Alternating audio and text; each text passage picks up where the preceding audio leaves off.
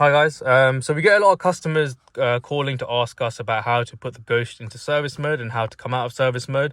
So we've just installed one on this Mercedes A-Class and recording this quick video to show you how to enter service mode. So what you need to do is turn your ignition on. Once your ignition's on, you need to put your code in.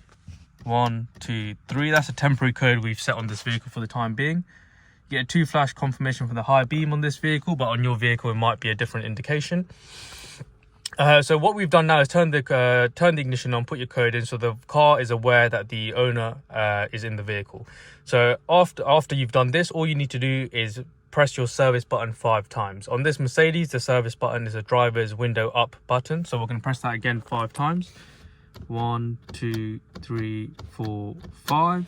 You get 5 flashes from your indicator. So this is the high beam. So 2, 3, 4, 5. Perfect. Switch everything off. You're now in service mode. So if I go ahead and start the car now, go into gear.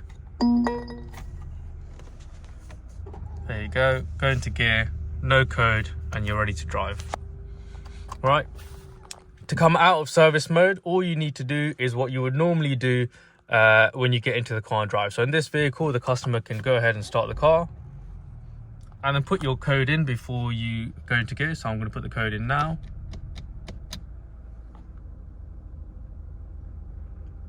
There you go, you got 2 flashes, and now you're ready to drive and you're also out of service mode.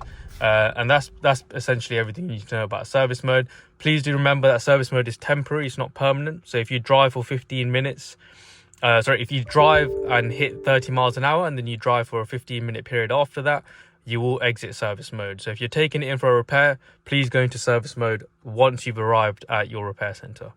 Thanks for watching the video. If you have any questions, give us a call 0208 0506 358.